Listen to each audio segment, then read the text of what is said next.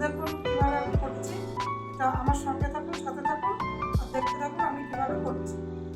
উপকরণে বেশি কিছু লাগে না বলে আমি উপকরণ দেখাইনি। তো চলুন বন্ধুরা দেখে নিই কী করে বানাচ্ছি। দেখুন এই যে কত সুন্দর হয়েছে। প্রথমে কড়াইয়ে একটু জিরে দিয়েছি, জিরেটাকে একটু ভেজে নেব। দেখুন ভেজে নিয়েছি, দিয়ে কড়াইয়ে তেল দিয়ে দিলাম। কড়াইয়ে তেল দিয়ে মাছগুলোকে ভাজবো। লবণ দিলাম, হলুদ দিলাম, মাছটাকে দিয়ে মাছটা ভেজে নেব। তেলটা ওইদিকে গরম হচ্ছে, আমি এদিকে মাছটা মেখে নিচ্ছি।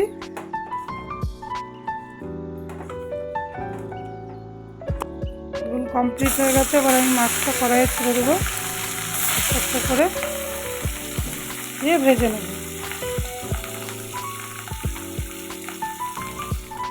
ব্যাস এভাবে দেখুন সব মাছগুলো ভাজা হয়ে গেছে।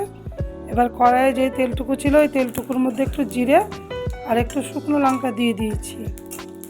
দিয়ে এবার শুকনো লঙ্কা আর জিরেটা একটু হয়ে গেলেই আমি এর ভেতরে আলুটা দিয়ে দেবো। এই যে আলুটা দিয়ে দিলাম, দিয়ে আলুটা সুন্দর করে একটু নেড়ে চেড়ে একটু বাদামি করে ভেজে নেব। এইদিকে বেটে নিচ্ছি, ওদিকে আলুটা হচ্ছে আর এইদিকে এই মশলাটা বেটে নিচ্ছি। এখানে জিরে আর শুকনো লঙ্কাটা, কটা শুকনো লঙ্কা ভেজে দিয়েছি, এটা স্কিপ করে গেছি কিন্তু দেখিয়ে দেবো। এইদিকে মূলোটাও দিয়ে দিলাম, দিয়ে আগে নেড়ে চেড়ে এটা একটু সুন্দর করে ভেজে নেব। এই যে মশলার মধ্যে কটা লঙ্কা ভেজে দিয়ে দিয়েছি, দিয়ে সুন্দর করে বেটে নেব মশলাটা। এদিকে আলু আর মূলোটা ভাজা হয়ে গেছে, একটু লবণ দিয়ে দিচ্ছি, হলুদ দিয়ে দিলাম, দিয়ে আবার নেড়ে চেড়ে এটাকে ভাজবো সুন্দর করে, আর একটু কষে নেবো আর কি যেরকম বলে। দিয়ে জল ঢেলে দিলাম।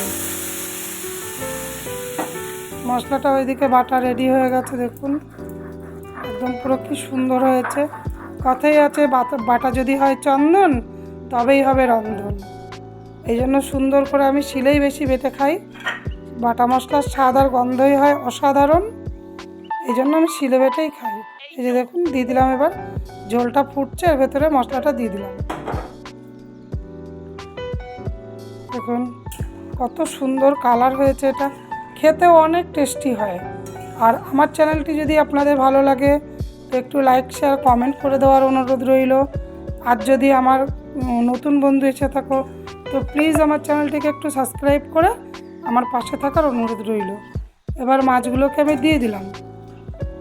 মাছগুলোকে দিয়ে কিছুক্ষণ আর কি হতে দেব।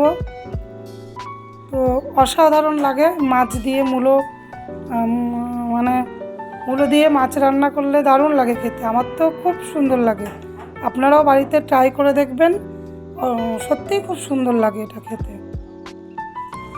এই যে দেখুন হয়ে গেছে টেস্টি মাছ।